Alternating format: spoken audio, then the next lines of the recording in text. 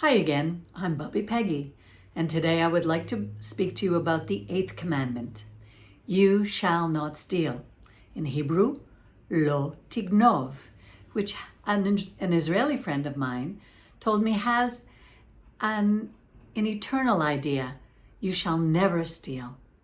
I remember growing up, my parents would say, "Oi, he's such a ganif, such a thief." I never realized that it came from this word, tignov, in Hebrew. Well, you live and you learn. Every day there's an opportunity to learn something new. So let's learn a little bit about stealing and not stealing.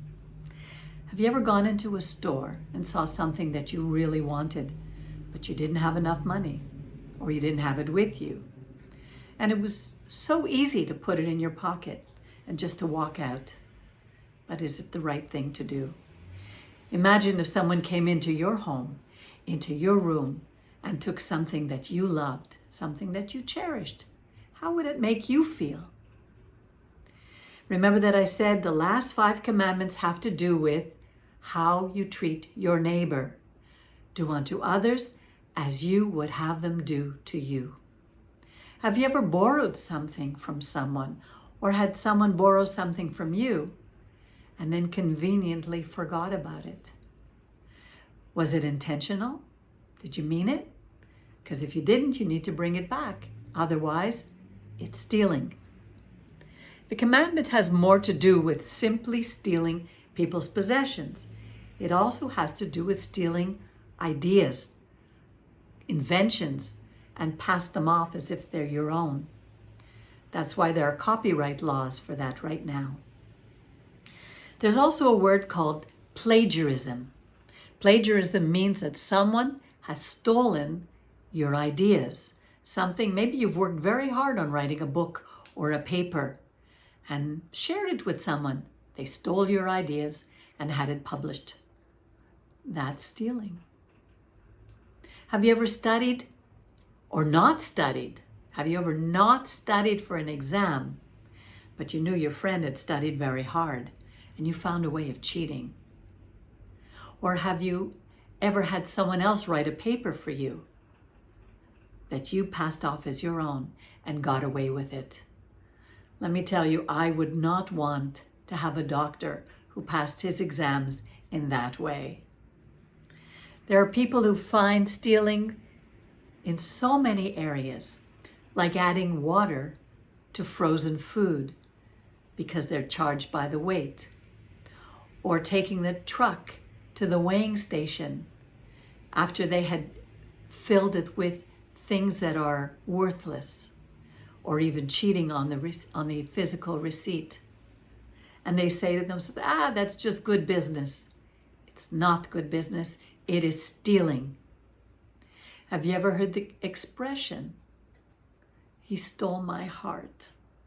Sounds so nice. But what does it really mean?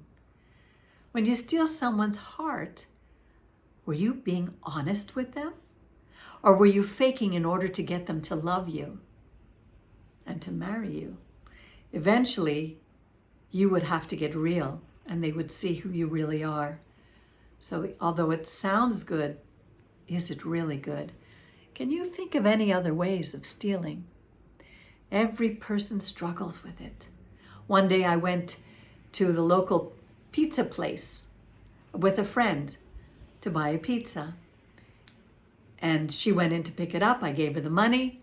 When she came back, not only did she have the pizza, but she had more money than I had given her originally. We knew it was the right thing to do, to go back because they had given us the wrong change.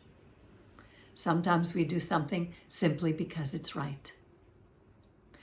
Now, everyone knows, even thieves know that it's wrong to steal, but they do it anyway, thinking that they could get away with it.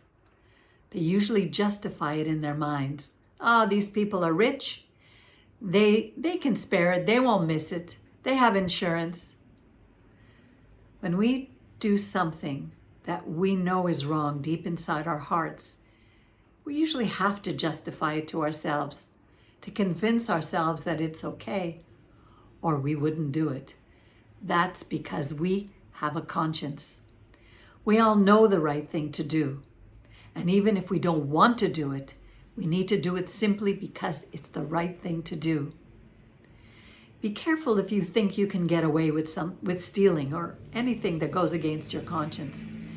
There's an expression in Hebrew, midah keneged midah, measure for measure, or as some say, what goes around comes around. Because maybe our children or our families will be affected years later by something we did a long time ago. Now in science, there are 3 stages of material resistance. There's one, the first is called elasticity. Where's my elastic? Elasticity. Then there is plasticity. And finally, rupture. Those with good moral values are in the elastic stage, where they can return to the original state. They recognize their faults, their mistakes, they turn around, they make things right, and they can begin again.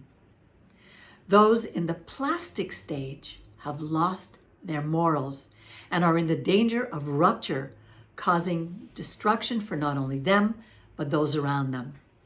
They will become at one point completely amoral, like Pharaoh was in the book of Exodus. If you want, and I want, to make this world a better place, not only for ourselves, for our families, for our neighbors, we need to start by doing the right thing here and now. And one of them is, thou shalt not steal. Thanks for listening, and I'll see you again.